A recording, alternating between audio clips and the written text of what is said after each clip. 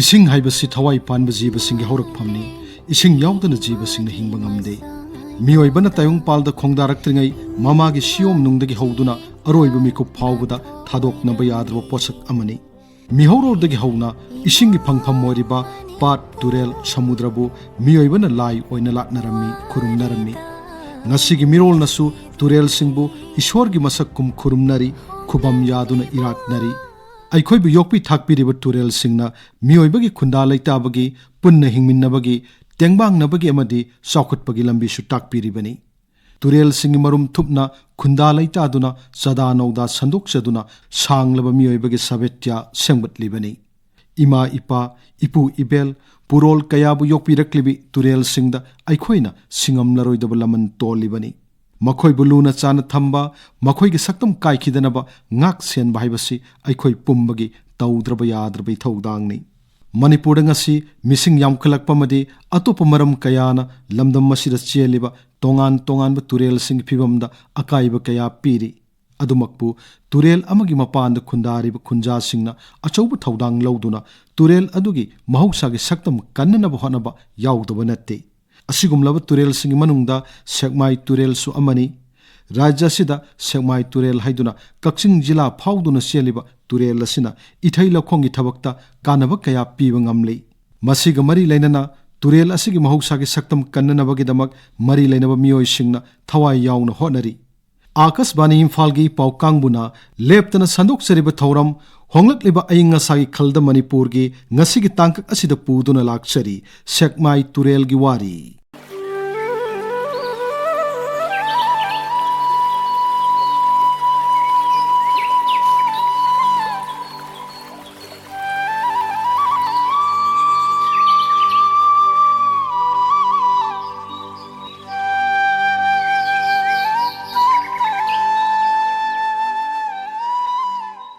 Manipur ki konung oiriba Imphal dagi kharom da kilometer nifuni falom chatlag leiba Kaksing jila da cheliba SEKMAI turel isel kanba mangau thiba turel ni hainei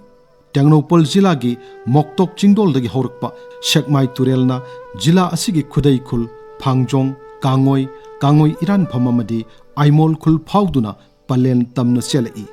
aimol khul yorkpada tusarok turel na SEKMAI turel da punki SEKMAI turel na Palel Faurga Kaksing Tamna Selai Palel Khara Helakpada Chandel Lomdagi Chelakpa Maha Turelga Unapal da Punsinduna Kaksing Maikeida Chelai SEKMAI turelna Kaksing gi Kaithel Mayai Maktada Fauduna Selaga Kairak Lanthokduna Kharungpatki Isinga Tinaduna Chelaklaga SEKMAI jinda turel achauba hairaga su khangnaba Manipur turel da tai Tampak tarakpadagi kilometer kunthrarom sangba turel asina mapung oina piriba khwaidigi maru oiba kanaba singdi turel gi akoibada tariba khul singi thakna sanaba madi law singugi ising pibani Kaksing asi SEKMAI turel gi khudol ni hainaribani turel asigi isingi mapal tangduna Kaksing amasung masigi akoibada leiriba khul singi khunda laitabagi haurakpham oiribani turel asibu ishorgi khudam lawduna SEKMAI ningthau haina khubam yaduna iratnari Palel Kaksing amadi SEKMAI jinna singma mafam kayada SEKMAI ningthogi khubam ngasi sumiyamna iratnari Kaksing da leiba SEKMAI ningthogi khubam da sahi khudingi irat thongni pangthokli SEKMAI ningthona penbina ba haiduna khubam asigi irat thongni matamda hiang tanaduna hiang kumai pangthoi SEKMAI turel gi hiang kumai thoidokna top amadi miyamna chikna chaina ngamdana yengnaba kumhai amani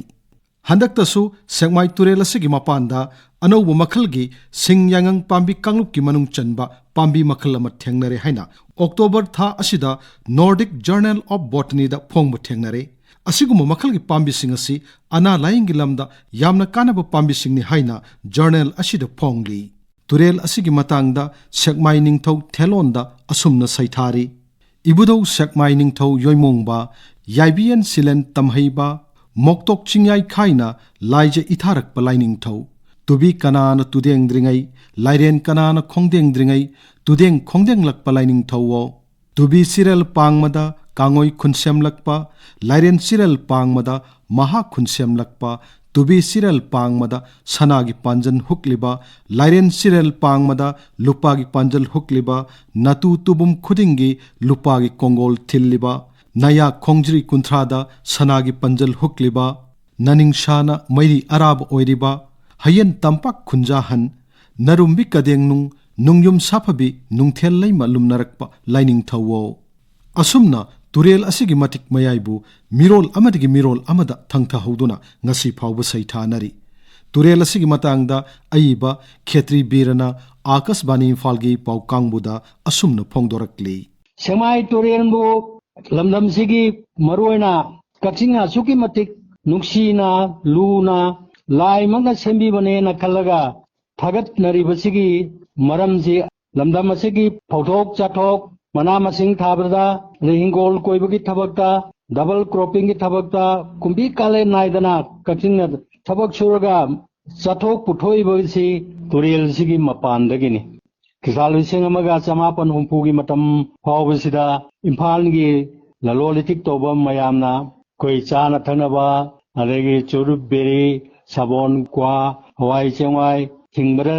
darkar oiba polam mayam si Imphal-dagi hida hapaga Imphal turen tana laga SEKMAI jindagi amok hidu si hujiki SEKMAI turen marinjira illaga hujik kaksing kaitengi thongkhong sida thararaga pot mayamdi pukhalaga kaksing bazar da yolame aduga mo ngoina seng adagi mapam jira phangba hawai chengwai thoiding hangamaru sina chingba mayamamo hapaga mo khalaga sumaina lalolitiki thabakki lambi machu oirami baneba Kaksing jilagi maru oiba turel ama oiriba SEKMAI turel asidagi tongan tonganba water supply scheme singna miyamda thaknaba phaba ising pibagi thabak tawri Palel water supply scheme Kaksing water supply scheme kairak langmaidong amadi lamjau water supply scheme sing asi SEKMAI turel gi maru oiba water supply scheme sing oiri Kaksing town da leiriba scheme asina punna yumthong lising mari sam humputara kairak gram panchayat ta yumthong lising ama supnani phunipan langmaidong gram panchayat ta yumthong lising ama chani kunthra amasung lamjau gram panchayat na punna yumthong chahum marifuda thaknaba ising piri water supply scheme sing asina tha khudingi isingi chemical testing tawduna turel dagi singkhalakpa sengdoktribi isingi analysis report lawi Manipur Sarkar gi PHE department ki state laboratory amadi water testing kit ki matengna isingi changyang pangthoi masigi matangda Kakching PHE division PHED Manipur gi junior engineer Salam Vikas na Akasbani Imphal-gi paukangbuda asumna phongdorakli SEKMAI TUREL gi treated tawdringeda TUREL gi akhoi ising si test tawr matungda khoina se samna haibada pH sarga pH value se 8 kuma phange 8 se khoina moige IS standard yeng matamda pH value se 6.5 to 8.5 legadamne na domain lay aduna 8 layer mina ma se permissible limit tadi ore aduga total dissolved solid su yeng baganda total dissolved solid se below 500 legadamne adu sida akhoi gi hujik se nungju tha matam oibani na 354 lay total dissolved solid se kitang ni wang adu si kaisu problem di oibana te hadi akhoi na direct oina drinking water purpose oina thaga da bana tamne treated tawdriba wat ising ne basi se aduga laiba ising se field testing kit FTK dagi test taw matamda 12 parameter se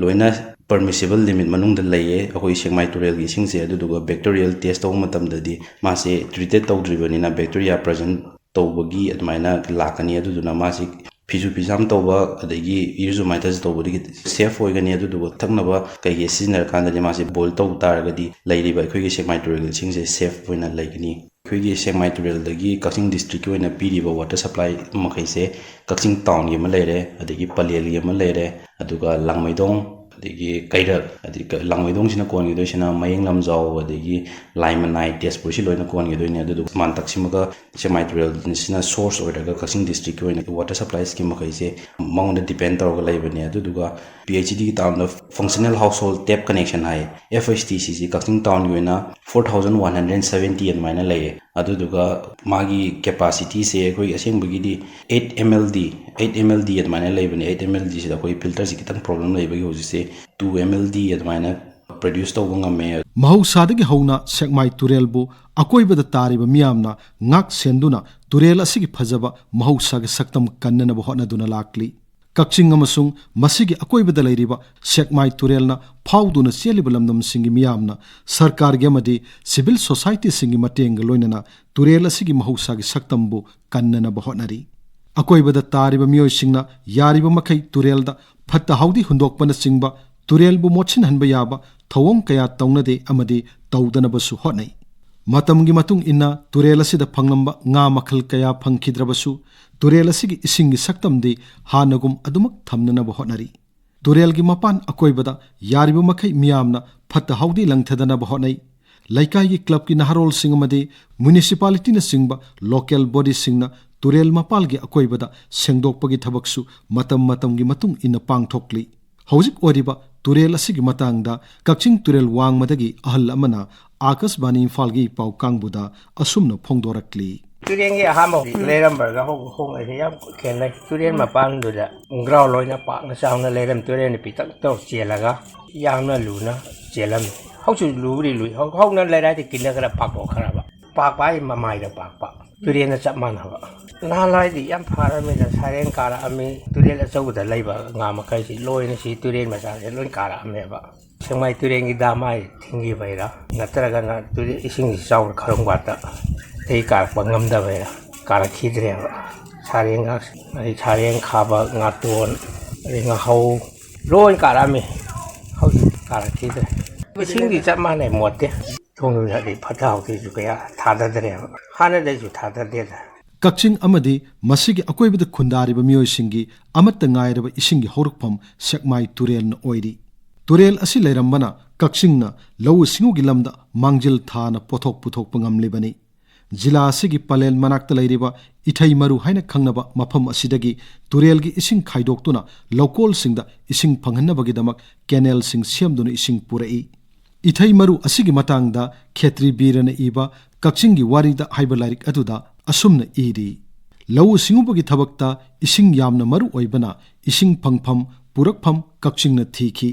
ꯃꯔꯝ ꯑꯗꯨꯅ ꯃꯈꯣꯏ ꯏꯊꯩ ꯈꯣꯡ ꯑꯃ ꯁꯥꯡꯅ ꯇꯧꯕ ꯇꯥꯔꯛꯈꯤ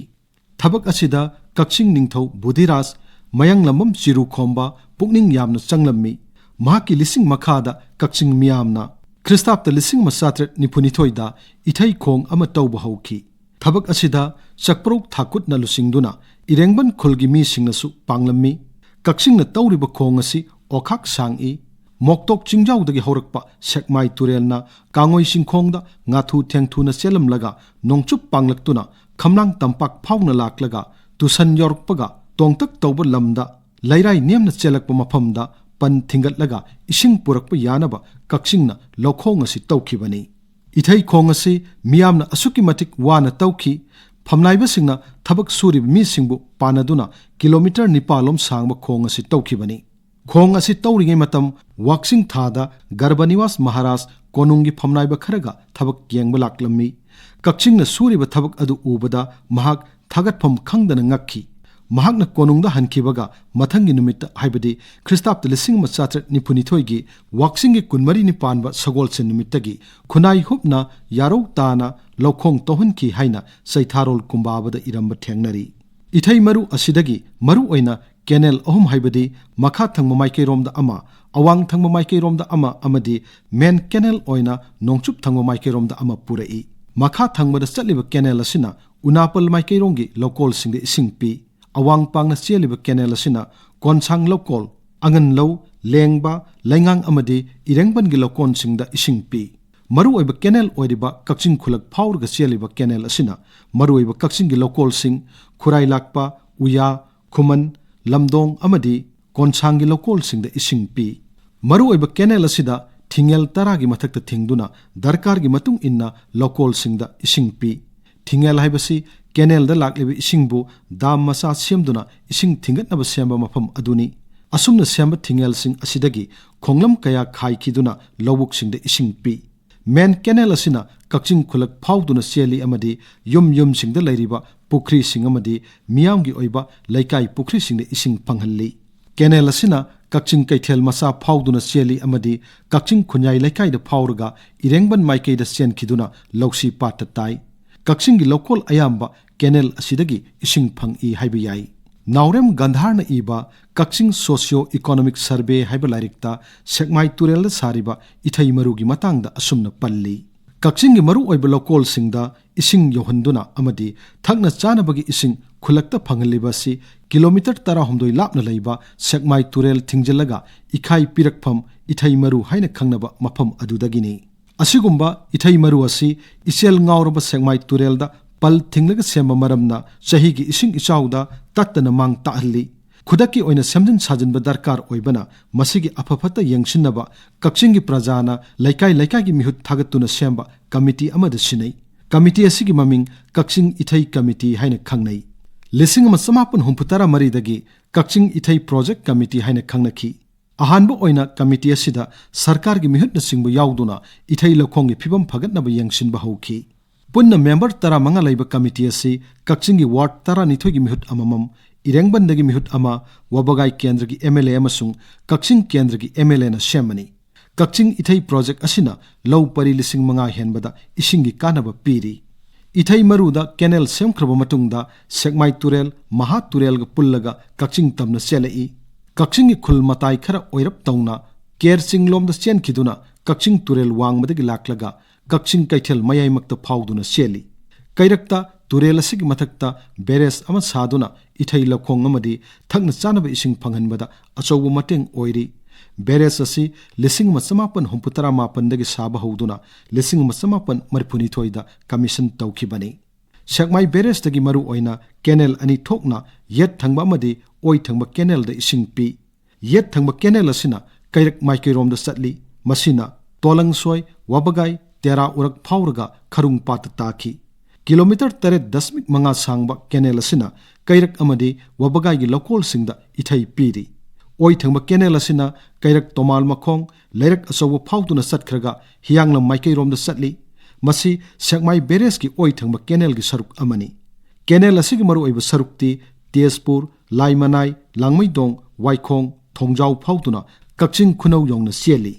SEKMAI TUREL na piriba ithai lokhongi matangda SEKMAI beres ki hanagi section officer ibotomina Akashbani Imphal gi pau kangbuda asumna phongdorakli Kashing day sing awaba ka hena mayok nadriba asigi maramdi SEKMAI beres laibagini SEKMAI beres lairamda thoklabadi akho yamna waramani SEKMAI beres gi pon area si yamna pi chawrangna kilometer manga muktani nong ningthina tadrabadi beres asina ising marang kaina pibangamde kangoi Iran from hariba mafam asida paikani haine toramba kangoi project kari maram gino khangde project ado paket tana toki project ase nahona na paket piba tholabadi Kashing district ki sada yankai ge area di ising wataba habdu oigani maram maduna project ase yamna thuna paikal hanjani SEKMAI beres ase Manipur gi ariba beres singi manungda amani matam kuinadagi miyamda thakna chanaba amadi ithai lakhong pinabo hanabada achaubu thodang lauriba beres asi kuiraklaba oibana nauna semjin sajinbagi tangai phadaba leirakli beres asibu semjin sajinabagi matangda Manipur sarkar gi water resources department ki chief engineer Remai Alimaina Akashbani Imphal gi pau kangbuda asumna phongdorakli masigi beres si targeted CCAC 4858 hectares ni aduga ultimate potential na 8500 hectares ni ado hojikti gate aduga canal network sim yarakta basida hojik koina ising pibam ngammi si kharib lawrokta 2223 hectares kumadi hojik pawdi piri adubu hojik SEKMAI beres si ekoi dam rehabilitation and improvement project haina World Bank ki funding ki makhada thabak lokhanaba ekoi kanna honari aduga hojik PSTC approval phangnaba ekoi kanna che changkhan inari madu loiragadi koi tender process si December 23 da loigani hena koi target thamjari kakching amasung masigi akoibada lairiba khulsingi ising phangpham ama oiriba SEKMAI TUREL asigi horakpham mafam singda hokhiba sahi khara sida uwa yanthatpa umang kokthopana singba chathabadagi isingi sang hanadagi hanthana selakli adumakpu TUREL asibu lu nana thamba haibasi TUREL asigi akoibada tariba miyamna masagi mathawni haina khanai thoidok hendokna TUREL asibu mochindanaba honabada Kaching Municipal Council na NGO amadi laikai gi club kaya ga khusamnaduna matam gi awareness na singba piduna lakli maru oina sahi hobo matamda TUREL asigi ithai maru haina khangnaba mafam masida maikai kaya dagi miyoi cha kaya laktuna sakcha haijanaba na singba pangthoi matam asida Kakching Municipal Council amadi Kakching Runners na chingba NGO kayana turen mapanda plastic amadi amot akai chaithok lamdanaba publicity chatuna turel asibu mochindanaba honai Kakching Municipal Council na solid amadi liquid waste singbu khomjinduna processing tawbagi thabak chathari mahi oiba liquid waste singbu turel da tahandanaba honai masigi matangda Kakching Municipal Council gi Assistant Engineer Salam Jugesorna Akashbani Imphal gi pau kangbuda asumna phongdokli अखोई सेंगमाई river सी कन्ननबगी दमक्ता कक्सिंग गी प्रजासिंग अमदी Kakching municipal council गी माइकैदगी अखोइना होनजबसे human waste सिंग सी मपंग ओइबा फतबा सिंग सी अरेमखाक सिंग सी हुदोक्तनबा अखोइ कन्ना awareness पिजै second state finance third state finance 12 finance 13 finance दगी हौरगा अदगी स्वास्थ्य भारत मिशन गा अखोइ खुसमनरगा मददगी अवेयरनेस पिबा अदगी फंड थादबा अदुगा अखोइ वेस्टिंग अखोइ युम कलेक्शन तौबा अदुगा कक्सिंग म्युनिसिपल काउंसिल गी ओइना 2011 दगी अखोगी डोर टू डोर कलेक्शन युमथोंग थोंग चंगागा अखोगी फता हौदिसिंग खुंदोगा मदु मफम चाना थंबा प्रोसेस तौबा डंपिंग तौबा अखोई हौजगरे अदुगा लोइना अखोगी यूज वाटर आइदी फतबा मही सिंगसे तुरेन तादनबगी मेजर ओइना तुरेन सिता तारंबा युमलक्तगी अदगी अखोगी बाजार दगी एरिया दगी कमर्शियल एरिया दगी युमलक्तगी चेलंबा तुरेन तारंबा ड्रेन सिंगसे अखोई इंटरसेप्शन एंड डाइवर्सन हाइबा मेथड सी अखोई पानबा होग्रे अखोई यूज वेट वाटर अखोई ग्रे प्लस ब्लैक वाटर हाइबदी अखोई इरु माइथजबदगी थोरपा सिना ग्रे वाटर अदुगा टॉयलेट दगी थोरपा मचुम सिना black grey plus black water सिंगसी अखोई कलेक्शन तौरगा लो ओइना लेबा जगह अमदा पुलप सी कलेक्शन तौसिनरगा ngथाइगी इंटरसेप्शन डाइवर्सन सी तौरगा पुरागा अखोई ट्रीटमेंट तौननबगी अखोई प्रोजेक्ट तो हजि कक्सिंग म्युनिसिपल काउंसिल अमदी अखोई मनपुर गवर्नमेंट की टाउन प्लानिंग अमदी महुतका खुसामनरगा अखोई हजि प्रोजेक्ट थाब होनजरी क्लब की नहरोल सिंह अमदी एनजीओ सिंह मतेंग लोइनना मोटर बोट न सिंह सिजनदुना मतम की इसिंग इचाउना सिंहबद यावरकपा असीब सा सन अमदी उवाना सिंहबा लौथोक सेंगदोकपगी थबक सु तौई मसिदा कक्सिंग म्युनिसिपल काउंसिल अमदी अकोइबद लेरिबा खुल सिंगी लोकल बॉडी सिंगसु अंगम थाक्त मतेंग पांगी अतेनबा अमदी इसेल कन्ब तुरेल ओइबना तुरेल लैराई किनथब तोइना थोई मसिना मरम ओइदुना तुरेल असि असुम पाकथोरई हेन इचेल कन्बा इरई लेब तोरबान सिंग निंखाइब थिंगनबा ngaklo piba wal na singba khagatpagi thabak kaya su paikhatli yum kai shabada sizinanaba nung laingoina singba lokthokpagi thabak su turel asigi mafam kharada tawi adubu nung laingoi lokthokpagi thabak asi sahi chupa tawba yade municipal council na piba akaknaba tha kharadamak laingoi pekpagi thabak tawba chanai turel asida kanaguma mioi kharana chemical sizinaduna nga phabagi thabakna singba tawromba thoklabasu makhoibu aingi matung ina serak piduna tungda amuk hana tawdanaba akanba warning pi SEKMAI turelbu lunana mahausa gi saktam kaidana thamnaba honabagi matangda Kakching Municipal Council gi chairperson Naurem Sanjit Kumarna Akashbani Imphal gi pau kangbuda asumna phongdokli leiriba Kakching gi praja pai palchina orumupang praja section khudimangnasu matam punamakta mateng pangwiraktuna ngasi phawudi ekhoigi ising asi kharamakhaidi taruna yamna fana leiri haina khoi khanjai aduda sunatana mamangda kogi civil society organization Kakching gi lekai gi leiriba mayam asiga khusamnaraga turen manungda leiba amonakai sing adugi sana chingba asiba tasinba khusinba adugumba sing koi boat na chingba wairaga lakhatki adagi loina na turen gi torban siga naknana leiriba yum kai mayam ama koi city asiga manung phawduna chelakpa turen asigi torban sida ayamana khunda laita duna lai ward number 5 ki area ward number 6 ki area ward number 10 ki area sumaina mathang lakhibana ward number 3 adagi ward number 1 na chingba si phawduna chatliba turen oibanina asigumba turen gi torban da leiriba praja khudingmakta su council na turen manung asida amora kai sing haibadi toilet na chingba gi machumrang tasilhandanaba loina na sana chingba loiba khotpa okona chingba saba adugumba singi machumrang tasilhandanaba khotanaba haidana yumthongda changdana koi paujen pijai mahausa gi sakta moiriba singpat turel singasiga mioibagi leinaba maridi singthabagi loiba nairoi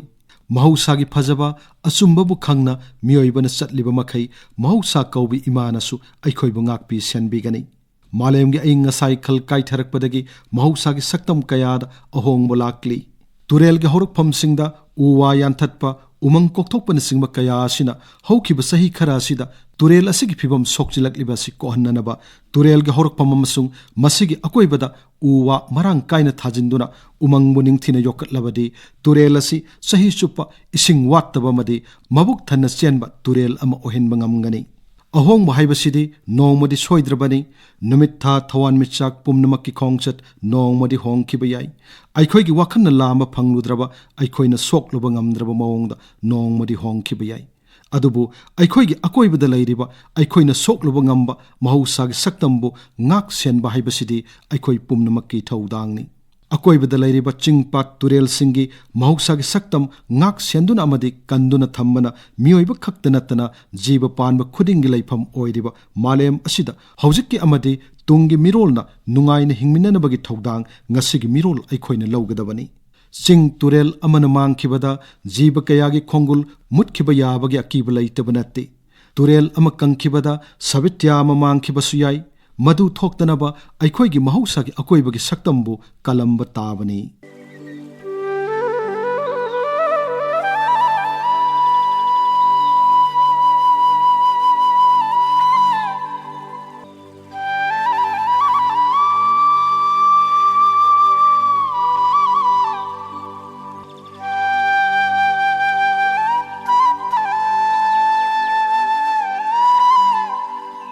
matang asida Akashbani Imphal gi paukang mun puthok chaba akhanabu thauram Honglakliba Aying-Ashagi Khalda Manipur tare chuba tangkakta SEKMAI TUREL loijere thauram asigi aibe Kshetrimayum Ganga thauram puthokpa Thokchom Jogendrajit lanthok sakhiba Ngangom Kiran